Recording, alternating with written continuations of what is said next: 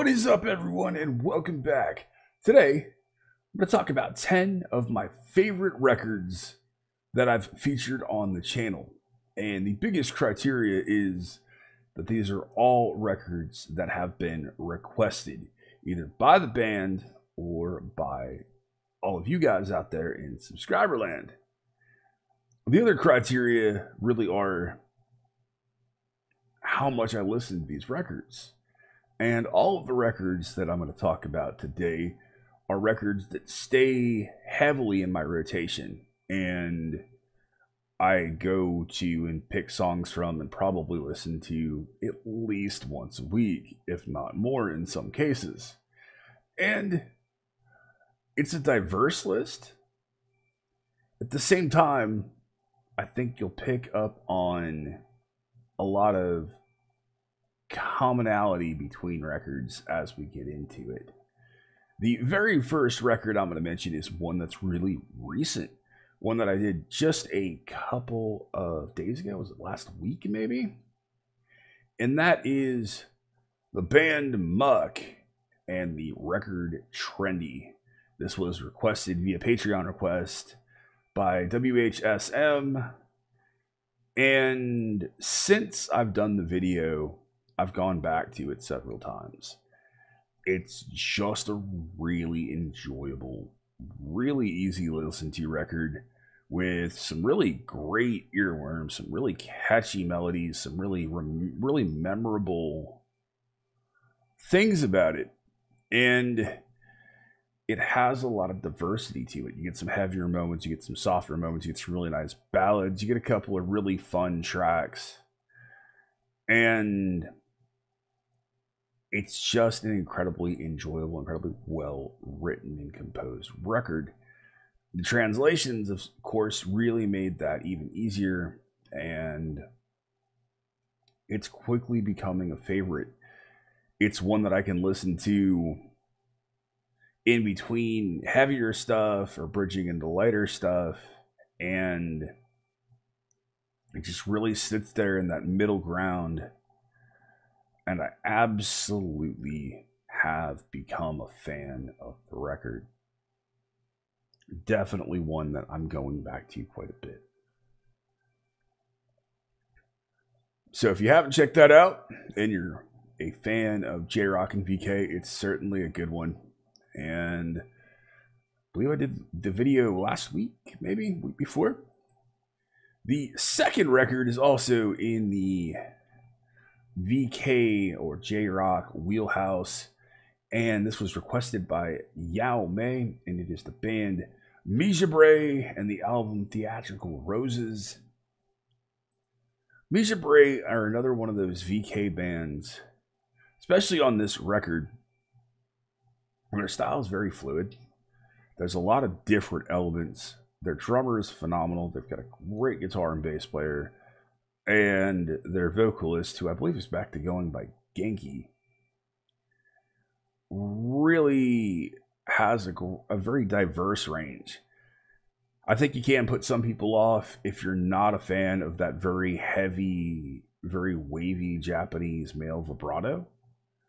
But very powerful, really well-written lyrics.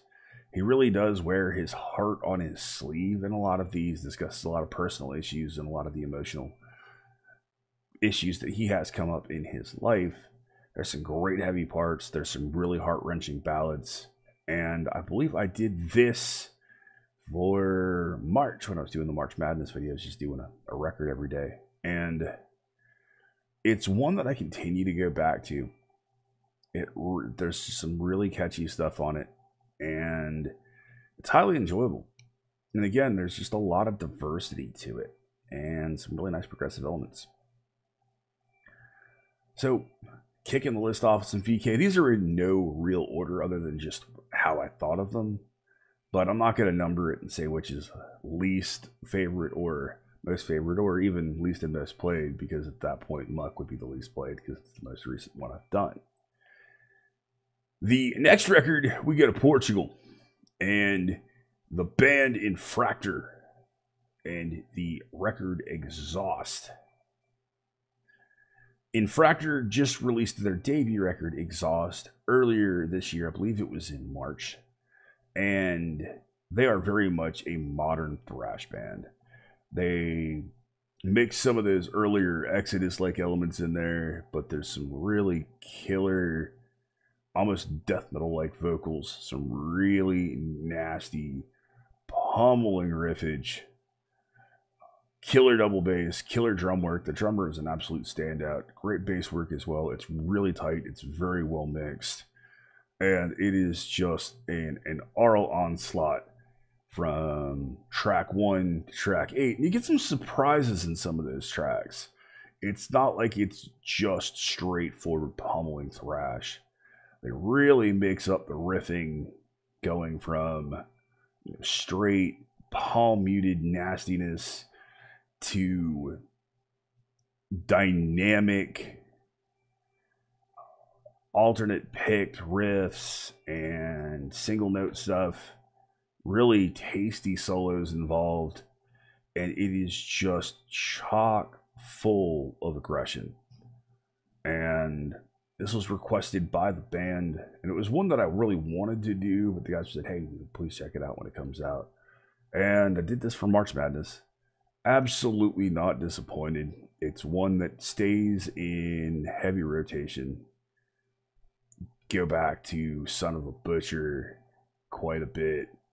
Just vicious, awesome stuff. You like a little bit of death metal in your thrash, this is a fantastic record for you to check out. Continuing on, another band from Portugal. Another band actually, or a record actually requested by the band themselves. It is one of my favorite records that I have heard in the past couple of years. It is the band Legacy of Cynthia and the record from 2016, Danse Macabre. This is requested by Oz, the guitar player for the band. I had a chance to feature these guys on the very first episode I did of Portuguese Distortion. And I did the video for the track Rats and Rattlesnakes.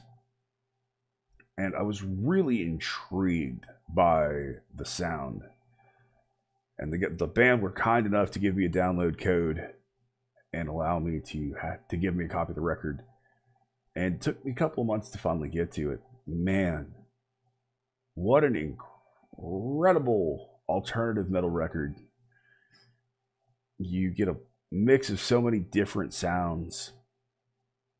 Very bluesy stuff, some absolutely gut-wrenching ballads. I absolutely love their singer's deep, powerful, low register. He's got a great tone throughout the range of his voice, and he's just so charismatic. Tracks like Darwinism or Aggressive, Monkey 24, the absolutely beautiful Pagan Words, which almost gets me to tear up every time. It's just it's probably one of my favorite songs of the past 5 years.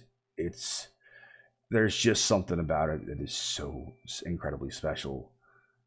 Absolution is just this glorious journey in of itself. The track, The One-Eyed King, just keeps you engaged, and it's so catchy.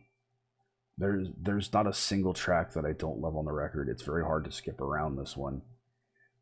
It's just full of diversity. It's got this incredibly dark theme of death running through it, and it's just a phenomenal record. It's one that I go to in tons of different moods, and I can just listen to it, enjoy it, take either a little bit of it in or the whole record. And more often than not, if I have the time, I'm just going to wind up listening to the record. These guys are an underrated band signed to Raising Legends Records, and on top of being phenomenal musicians and great players, they're just really, really nice, humble individuals. And honestly, that's been the majority of my experience with the Portuguese scene. They're just incredible people. And they're always so happy to share what they're doing with the rest of the world and get a little bit of recognition, because that scene is immense. And I'm so happy to continue to do more with those bands, because they absolutely deserve it. And if I can provide a little bit of it, I'm just happy to do it. An amazing record, very emotional for me, very heartwarming, very heart-wrenching at the same time, and absolutely worth your time to check out. The next one is the mighty Coheed and Cambria, and it's easy to pick any one of the records that I've done here. I've certainly been listening to Dissension and Ascension quite a bit lately, and honestly, that might be my pick, simply for the moment. Those records are going to change. Yeah, I know I'm cheating by saying it's 2 records, but just the amount of diversity between those 2 records, the amount of emotions, the songwriting, the way things ebb and flow on musical and emotional levels, it's just an incredible journey. It's a heart-wrenching journey. It's a beautiful journey, and the story itself is really, really, really incredible. One that I'm certainly learning more of. A lot of you out there said, "Oh man, just wait until you get to Ascension and Dissension. Wait till you get the Afterman records. You're going to change your opinion." And quite honestly, I have been listening to them a lot in the past few days. But listening to Ascension a lot since I've been able to do it, and now that Dissension is open and available, they've both been run through several times. But it's really easy to mention any of the records here from Coheed, and I'm only limiting myself to 1 per band that I'm mentioning. So I think right now we're going to cheat, and we're going to mention the Afterman records, because they have been coming up a lot. And if Vic the Butcher doesn't just annoy the hell out of me in such a wonderful and loving way, because that chorus is just so ridiculously catchy. I constantly will be doing stuff around the house or walking the dogs or something, just mundane menial tasks, and suddenly all I hear is "hang your secrets, hang them up," stuck in my head. It's even worse when I don't have a way to listen to it on me right at that moment. It won't go away. There's so many phenomenal tracks on both of those records. There's not a track that I don't like, and I think that's the mark of really good records, when I want to listen to everything. But they're really the ones that just grab me in so many ways, right off the top of my head: Dominant of Destitute, Mothers of Men, Goodnight Fair Lady, Vic the Butcher, Evangaria, Century, Gravity's Union, Away We Go, Dark Side. Just so, the combination of Number City and Gravity's Union, it's like I have to listen to them together, and they just don't feel right listening to. If I'm listening to one, I'm listening to them both. Just like if I'm listening to Dark Side, I'm listening to Two's my favorite one. The track placement on both of those records is absolutely stellar, and I think it truly makes those records what they are. The concept and the execution is something incredibly special, and truly, I've said it in kind of different ways before, but I truly believe that Coheed is one of the best bands that somebody hasn't gotten into yet and hasn't completely discovered and gotten hooked on. I know the vocals can be an issue. They were with me at first. I really did when I first heard them back in the early 2000s. Stupidly write them off as another emo band, and man, I'm so proud and so happy to be so wrong. But gotta cheat. We're going with the Afterman series. I'm sure you guys won't give me too much flack for it. And those records were requested by many of you, so I can't single out a specific person because there were a ton of requests for those. Next on my list is another one of the requested by many people, is the Japanese visual K band, one of the big boys. That is the band The Gazette and their latest release, Ninth. And the reason Ninth makes it over the other records, and believe me, I've listened to, what, 5? I think it's 5.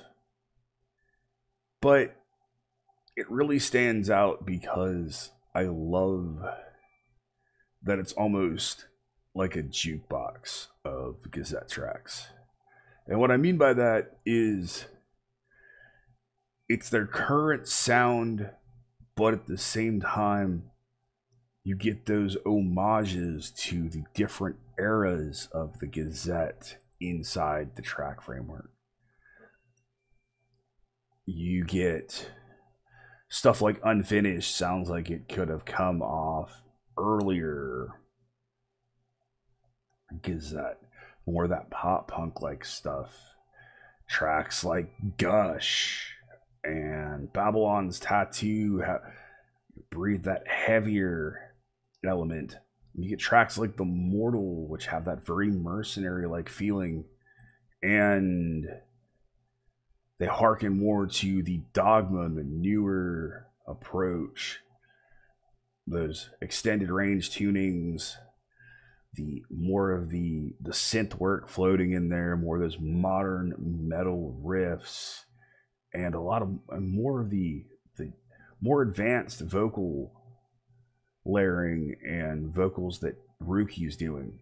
And it's just one, if I had to listen to one record that encompassed multiple eras of the band into a single album, then it would be Ninth. It's got the Stacked Rubbish, it's got the Dims, it's got the Toxic and Division era, it's got some of that, the Dogma heaviness, and it manages to be done together in an incredibly cohesive record. And I go back to that one a lot. It's so easy to throw on a couple of tracks and just get lost in the entire record. So that one gets played a lot, and it has since I got a chance to listen to it. Massive thanks to Zephios for hooking me up with the copy. I really appreciate that. It's huge.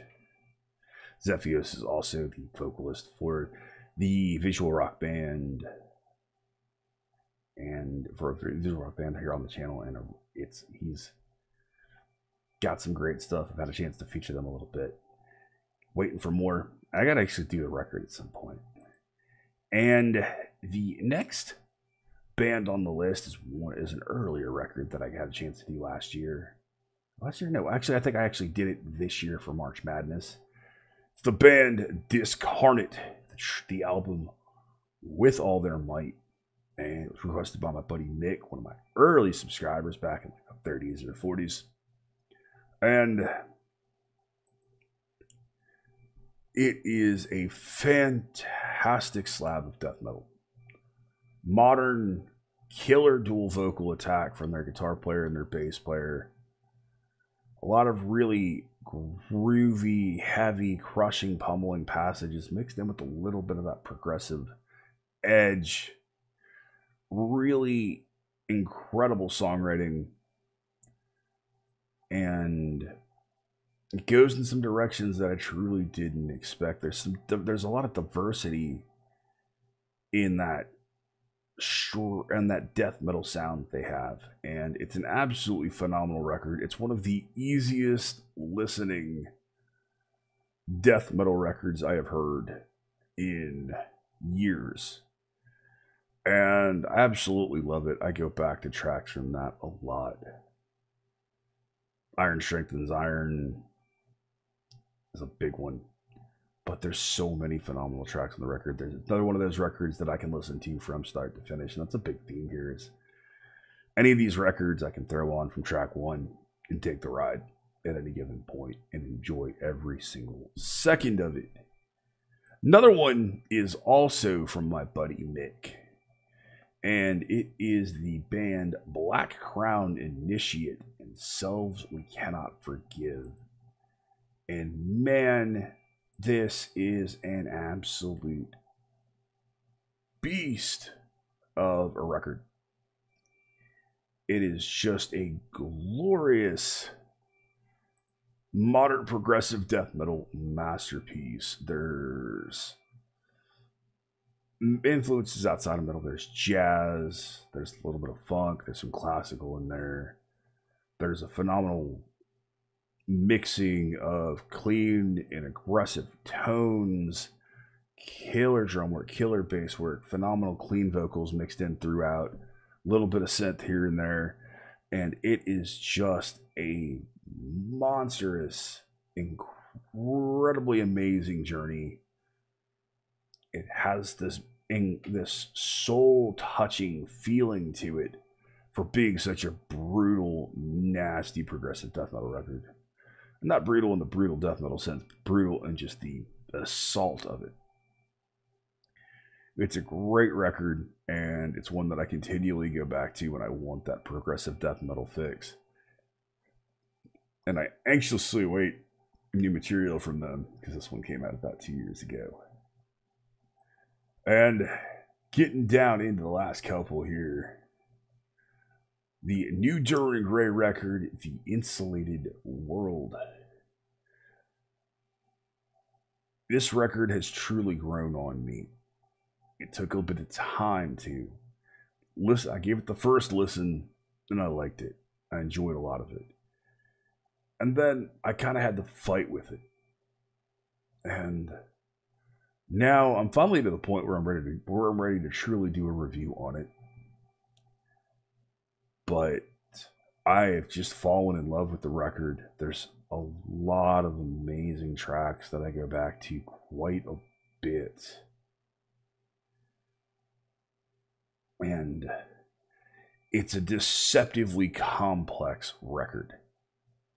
You listen to it and you hear those straightforward grooves from Kurun Dai,